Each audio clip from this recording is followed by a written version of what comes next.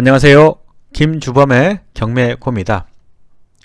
이번 시간부터 주택과 상가 건물 임대차에 관한 판례 내용을 간략히 확인하겠습니다. 임대차 관계에 있는 당사자 또는 부동산 경매의 입찰을 위해서는 기본적으로 확인해야 되는 판례를 위주로 간략히 보겠습니다. 첫 번째, 임차주택이 미등기 건물인 경우에도 주택임대차보호법은 적용받습니다.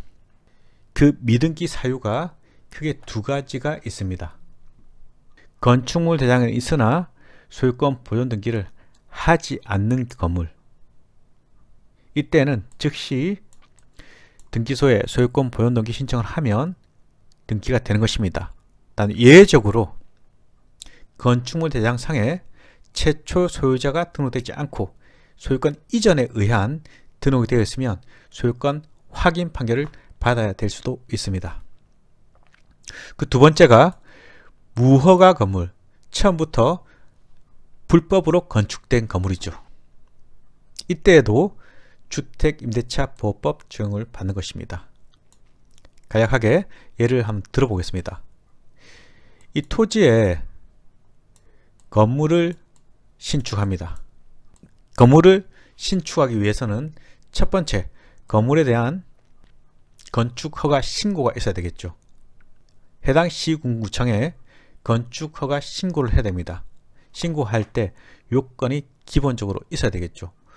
도로라든지 또는 이 토지의 용도 지역에 맞는 건폐율, 용적률을 준수했을 것, 건축 자재와 그 내용이 신고한 내용과 부합할 것, 이러한 요건을 갖추고 나서 신고에 대한 허가 또는 수리가 있으면 이때부터 건축에 돌입하게 되죠.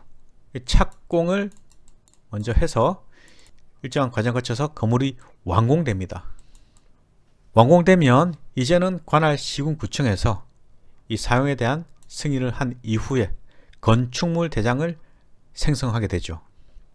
이렇게 만들어진 건축물 대장은 사용 승인을 했다는 그런 증거가 되겠죠.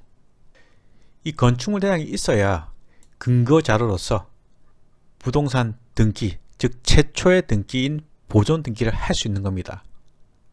정상적으로 허가 또는 신고가 되었다면 문제없이 이 건축물 대장은 발급이 되겠죠.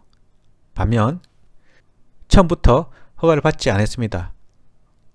즉 무허가 건축물이죠. 이때는 건축물 대장을 만들라고 해도 해당 공무원이 만들 수가 없습니다. 이때는 등기를 하지 못하는 겁니다. 물론 무허가 건물에 대한 양성화 기간에 그 요건에 맞는 건물이라면 별도로 건축물 대장을 만들 수 있을지 모르겠지만 일반적으로 무허가 건물은 양성되지 않는 경우가 더 많습니다. 그렇지만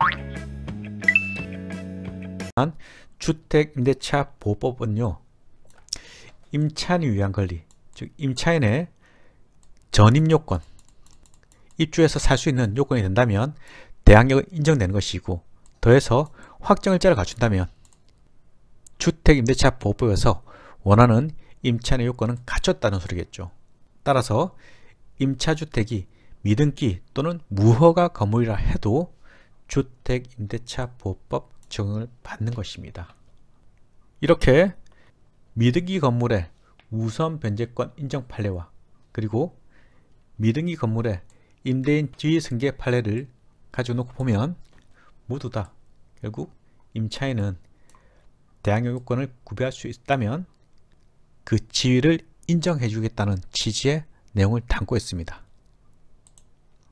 따라서 실무에서 경매 진행 시 또는 배당 시에도 임차인에게 주택임대차보호법 요건을 인정해서 그 요건에 맞는 대항력 그리고 확정일자를 구비하면 그 임차인에게 대항력은 물론이고 그 순위에 대한 인정도 해주는 것입니다.